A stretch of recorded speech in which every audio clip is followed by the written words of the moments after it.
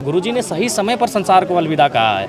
शुभ अवसर है कि गुरुजी के सपनों को साकार करते हुए माननीय मुख्यमंत्री महोदय को उस दिशा में बढ़ने की आवश्यकता है। बाबू हेमंत दादा सत्ता पे हैं तो निसंदेह एक शुभ अवसर है। गुरुजी अगर अलविदा कह रहे हैं इस समय तो एक शुभ अवसर है और गुरुजी के सपनों के पूरा करने की दिशा में सरकार को काम करना चाहिए। जी बिल्कुल, बहुत ही दुख का घड़ी है। आज राज्य ने अपने लोकप्रिय जननायक संघर्ष की मूर्ति, तप, त्याग, बलिदान के प्रतीक दिसम गुरु को आज खो दिया है राज्य ने। और उनके खोने के साथ साथ एक ऊर्जा को भी इस राज्य ने फ़िलहाल कुछ पल के लिए खो दिया है। आज पूरा राज्य गमगीन है, एक उदासी इस वातावरण में छाई है। लेकिन परिवर्तन संसार का नियम होता है, जो आए हैं उनको जाना पड़ेगा। गुरुजी का जीवन अनुकरणीय है, अनुकरण करने योग्य है।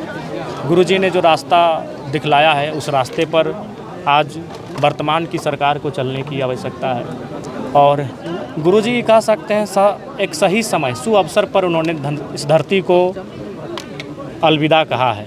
क्योंकि आज गुरुजी अलग झारखंड राज्य के निर्माता, अलग झारखंड राज्य हमारे पास है, 25 वर्षों का राज्य है। और सबसे खास बात, उनके पुत्र अपने पुत्र को बागडोर देके जा रहे थे। इससे सुअवसर क्या हो सकता है?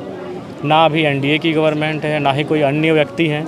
उनके खून हेमंत बाबू, हेमंत दादा सत्ता पे हैं तो निसंदेह एक शुभ अवसर है। गुरुजी अगर अलविदा कह रहे हैं इस समय तो एक शुभ अवसर है और गुरुजी के सपनों के पूरा करने की दिशा में सरकार को काम करना चाहिए। पुनः आज माननीय मुख्यमंत्री श्री हेमंत सोरेन जी और उनके पूरे परिवार को, तमाम उनके शुभचिंतकों को, उनके समर्थकों को इस शोक की घड़ी में, इस दुख की घड़ी में ढांढस मिले, हिम्मत मिले, मैं ये प्रार्थना करता हूँ।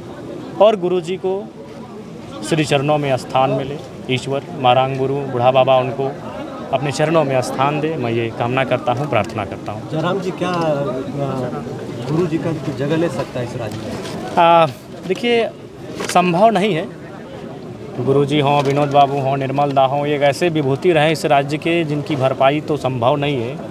क्योंकि आज हम लोग गुरुजी उस कालखंड के तपस्वी थे जिस कालखंड में इंटरनेट नहीं था, जिस कालखंड में सुविधा नहीं थी, और वहाँ से उन्होंने इस राज्य को सींचा है।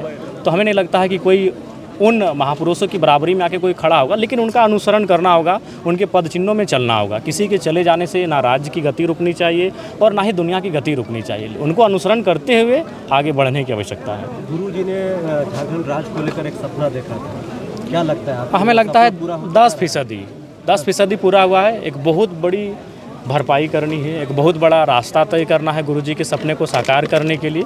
और मैंने कहा कि शुभ अवसर है। माननीय मुख्यमंत्री गुरुजी की पार्टी, जिस पार्टी की स्थापना गुरुजी विनोद बिहारी महतो और कॉमरेड रेखे राय ने किया था, वो पार्टी सबसे ज़्यादा सीटों के साथ आज विधानसभा में है, सरकार में है। तो शुभ अवसर है। गुरुजी ने सही समय पर संसार को अलविदा कहा है। शुभ अवसर है कि गुरुजी के सपनों को साकार करते हुए माननीय मुख्यमंत्री महोदय को उस दिशा में बढ़ने की आवश्यकता है। आप भी झारखंड के लाल हैं, गुरुजी के सपनों को साकार करने के लिए आपका क्या योगदान है? जी, एक विधायक होने के नाते जो योगदान बनेगा, बिल्कुल उस योगदान में हम लोग पीछे नहीं हटेंगे। गुरुजी से हम लोगों को क्या प्रेरणा लेना चाहिए? सबसे पहला बात तो संघर्ष का, दबे कुचले लोगों की आवाज़ कैसे बुलंद करनी हो, विकट परिस्थितियों में संघर्ष कैसे करना हो, शक्तिशाली लोगों से लोहा कैसे लेना हो। तो गुरुजी तप, त्याग और संघर्ष की प्रतीक हैं। हमें उनसे ये सीखना चाहिए। धन्यवाद।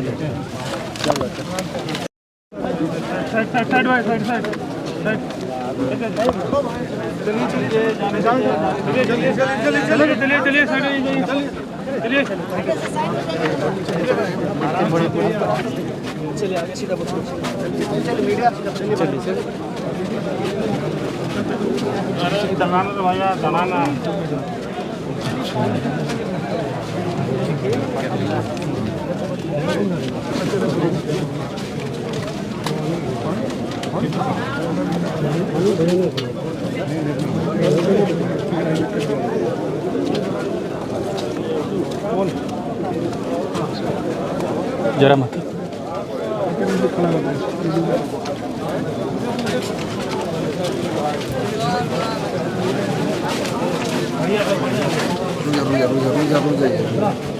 थोड़ा सा भागो।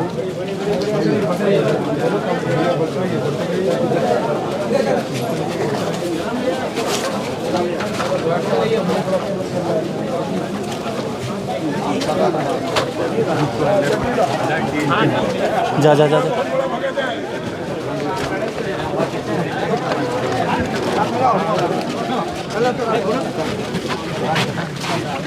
सौरभ जी को देखे थे क्या? नहीं देखे, नहीं दिखे।